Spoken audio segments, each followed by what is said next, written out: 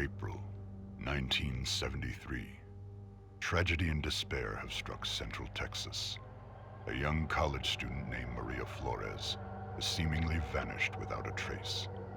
She was last seen near the town of Newt more than 2 weeks ago, but with no physical evidence, the investigation has stalled.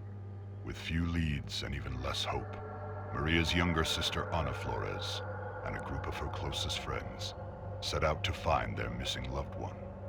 But any grief or sadness caused by Maria's disappearance would pale in comparison to the agony and despair they would soon discover.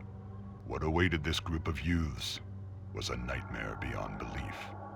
The events surrounding Maria's disappearance would be just one of the many bizarre crimes later known as the Texas Chainsaw Massacre.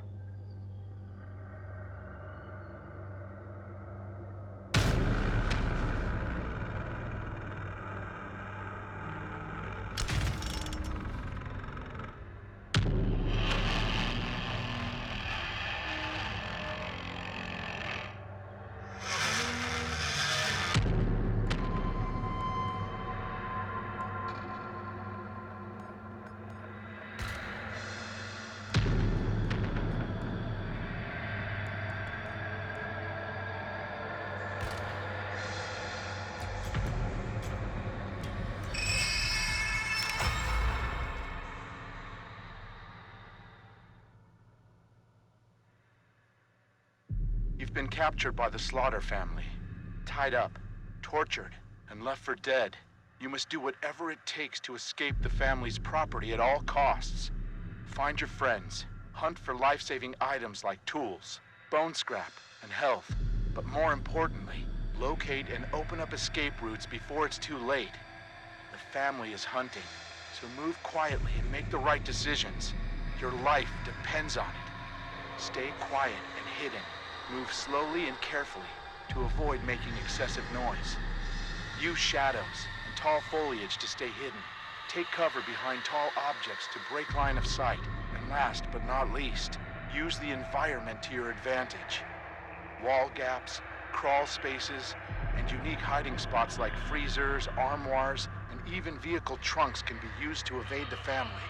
Use them. Watch out for objects that make noise. Moving too fast through the environment can spell disaster. Searching for items slowly will drastically increase your chance of survival. Even moving too fast through doors can give away your location, so stay calm and move quietly. The family is always listening. Find useful items. Tools can be used to break locks on doors. Health items can heal you, while bone scrap can be used to sneak attack or even confront the family directly. These items can mean the difference between life and death. You can only carry 2 items at a time, so choose wisely and try to plan ahead. Unlock exits. The heavy metal doors almost always lead out of the basement. Find and open them. Once upstairs, keep moving if possible. There are multiple escape routes located on the outer edges of the property, so find a way to open them. Some escape objectives like the fuse box and water valve pump require specific items to activate them. These items can be found scattered around the property. Be on the lookout. Escape the family. Having trouble finding an escape option? When in doubt, head towards the main road or rear gate. Those are usually the easiest option, if you can get there. The water valve gate and the basement door exits are also available options if you can find the necessary parts to activate them. The basement door requires you to find and repair the fuse box, while the water valve gate needs the pressure valve handle to open. Once fixed, the escapes will open up for you and your team. Use your abilities to stay alive. Used at the right time, they can mean the difference between life and death. Be careful though.